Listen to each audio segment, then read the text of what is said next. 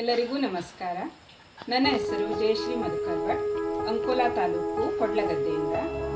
ಸಪ್ತಸ್ವರ ಸೇವಾ ಸಂಸ್ಥೆಯವರು ಆಯೋಜಿಸಿದಂತಹ ಮಲೆನಾಡು ಸ್ವಾದ, ಇದಕ್ಕೆ ನಾನು ಅಕ್ಕಿಯಿಂದ ತಯಾರಿಸಿದಂತಹ ತಾಳಿಪೀಟು ಇದನ್ನ ಮಾಡಿ ತೋರಿಸ್ತೇನೆ ನಿಮಗೆ. ತಾಳಿಪೀಟನ್ನ ಮಾಡಲಿಕ್ಕೆ ನಾನು ದೋಸೆ ಅಕ್ಕಿ ಅಂದ್ರೆ ರೇಷನ್ ಅಕ್ಕಿ ಇರ್ತದಲ್ಲ, ಅದನ್ನ 2 ಕಪ್ ಆಗುವಷ್ಟು ತೆಗೆದುಕೊಂಡಿದ್ದೇನೆ. ಅದನ್ನು 6 ಗಂಟೆಗಳ ಕಾಲ ನಾನು ನೆನೆಸಿ ಇಟ್ಕೊಂಡಿದ್ದೇನೆ. ಅದನ್ನು ಚೆನ್ನಾಗಿ ತೊಳೆದು ಆಮೇಲೆ ನಾವು ಬಳಸಬೇಕು ಅದನ್ನ. ಆಮೇಲೆ ಒಣಮೆಣಸಿನಕಾಯಿ, ಅದು ನಮಗೆ ಎಷ್ಟು ಖಾರ ಬೇಕು ಅಂತ ಅದನ್ನು ನಾವು ತಿಳ್ಕೊಂಡು ಅದನ್ನು ಬಳಸಬಹುದು. ನಾನು ಇವಾಗ 8 ಮೆಣಸಿನಕಾಯಿಗಳನ್ನು ತೆಗೆದುಕೊಂಡಿದ್ದೇನೆ. ಆಮೇಲೆ ಕೊತ್ತಂಬರಿಯನ್ನು ನಾನು 2 ಚಮಚಗಳಷ್ಟು ಹಾಕ್ತಾ ಇದ್ದೇನೆ. 2 ಕಪ್ ಅಕ್ಕಿಗೆ 2 ಚಮಚಗಳಷ್ಟು ಹಾಕ್ತಾ ಇದ್ದೇನೆ. ಜೀರಿಗೆ ಕೂಡ ಅಷ್ಟನ್ನೇ ಬಳಸ್ತಾ ಇದ್ದೇನೆ ನಾನು. ಆಮೇಲೆ ಕಾಯಿ ತುರಿ ಸ್ವಲ್ಪ 1 ಬೌಲ್ ಆಗುವಷ್ಟಿದೆ. ಮೊಗೆಕಾಯಿ ಅಂತ ನಮ್ಮ ಹಳ್ಳಿಯಲ್ಲೆಲ್ಲ ಇರ್ತದೆ, ಅದನ್ನು ನಾನು 1 ಬೌಲ್ ಆಗುವಷ್ಟು ತೆಗೆದುಕೊಂಡಿದ್ದೇನೆ. ಚೂರು ಇಂಗು.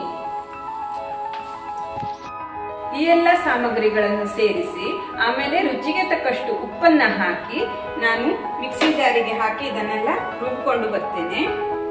ರುಬ್ಬಿದ ಈ ಅಕ್ಕಿ ಮಿಶ್ರಣವನ್ನ ನಾನು ಒಂದು ತಟ್ಟೆಗೆ ಹಾಕಿಕೊಳ್ತಾ ಇದ್ದೇನೆ. ಆಮೇಲೆ ನಾನು ಮೊದಲು ಸ್ವಲ್ಪ ಗಜರಿ ತುರಿ, ಟೊಮೆಟೊ, ಕರಿಬೇವು, ಕೊತ್ತಂಬರಿ ಸೊಪ್ಪು ಹಾಗೆ ಒಂದು 6 ಉಳ್ಳಾಗಡ್ಡೆಯನ್ನು ನಾನು ಹೆಚ್ಚಿಟ್ಕೊಂಡಿದ್ದೇನೆ. ಇದನ್ನೆಲ್ಲ ರುಬ್ಬಿದಂತ ಅಕ್ಕಿ ಮಿಶ್ರಣಕ್ಕೆ ಸೇರಿಸ್ಕೊಳ್ತಾ ಇದ್ದೇನೆ.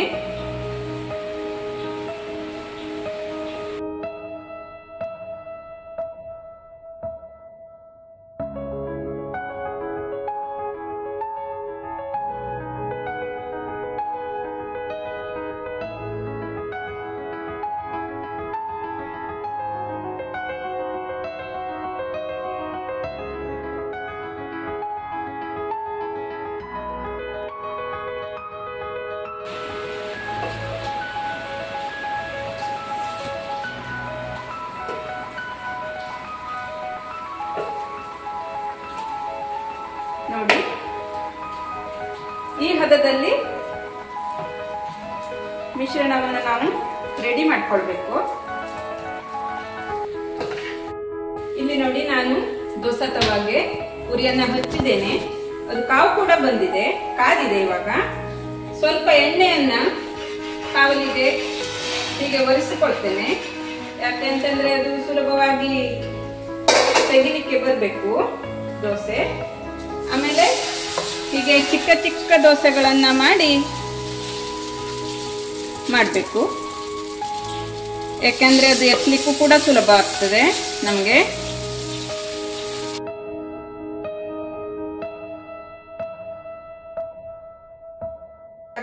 ಬೆಂದಿದೆ, ಇದನ್ನ ನಾವು ಮಗಚಿ ಹಾಕೋಣ, ತಿರುಗಿಸಿ ಹಾಕೋಣ.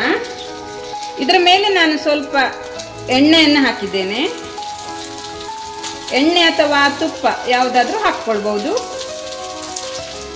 ಎಣ್ಣೆ ಅಥವಾ ತುಪ್ಪ ಯಾವ್ದು ಹಾಕ್ಕೊಂಡ್ರೂ ಅದು ತಿನ್ಲಿಕ್ಕೆ ತುಂಬಾ ಚೆನ್ನಾಗಿ ಬರ್ತದೆ. ಹೀಗೆ ಇದನ್ನ ಮಗ್ಚ್ ಹಾಕ್ತಾ ಹಾಕ್ತಾ ನಾವು ಬೇಯಿಸ್ಕೊಳ್ಬೇಕು. ಚೆನ್ನಾಗಿ ಕಂದು ಬಣ್ಣ ಬರಬೇಕು. ಚಿಕ್ಕ ಉರಿಯಲ್ಲಿ ಅದನ್ನ ಬೇಯಿಸ್ತಾ ಇರಬೇಕು.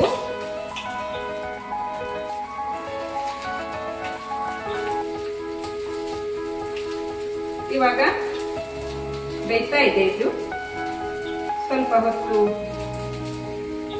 ಇದೆ. ನಾನೊಂದು ಶ್ಲೋಕವನ್ನ ಹೇಳ್ತೇನೆ. ಸಿಂಧೂರಾರುಣ ವಿಗ್ರಹಂ ತ್ರಿನಯನಂ ಮಾಣಿಕ್ಯ ಮೌಲಿಸ್ಫುರ ತಾರಾನಾಯಕ ಶೇಖರಂ ಸ್ಮಿತಮುಖಿ ಮಾಪೀನ ಮೋಕ್ಷೋರುಹಾ ಪಾಣಿಭ್ಯಾಮನಿಪೂರ್ಣರತ್ನಚಷಕಂ ರಕ್ತೋತ್ಪಲಂ ಬಿಭ್ರತಿಂ ಸೌಮ್ಯಾಂ ರತ್ನಘಟಸ್ಥರಕ್ತಚರಣಾಂ ಧ್ಯಾಯೇತ್ ಪರಮಾಂಬಿಕಾಂ. ಹೀಗೆ ಶ್ರೀ ಚಕ್ರೇಶ್ವರಲ್ಲಿ ಪ್ರಾರ್ಥನೆಯನ್ನು ಮಾಡ್ತಾ ನನ್ನ ದೋಸೆಯನ್ನು ತಿರುಗಿಸಿ ಹಾಕ್ತಾ ಇದ್ದೇನೆ. ಇವಾಗ ಇದು ಬೆಂದಿದೆ.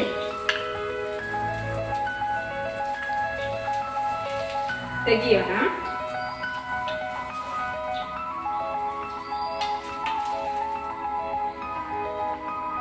ನೋಡಿ ಹೇಗೆ ಕಲರ್ಫುಲ್ ಆದ ತಾಳಿಪಿಟ್ಟು ರೆಡಿಯಾಗಿದೆ.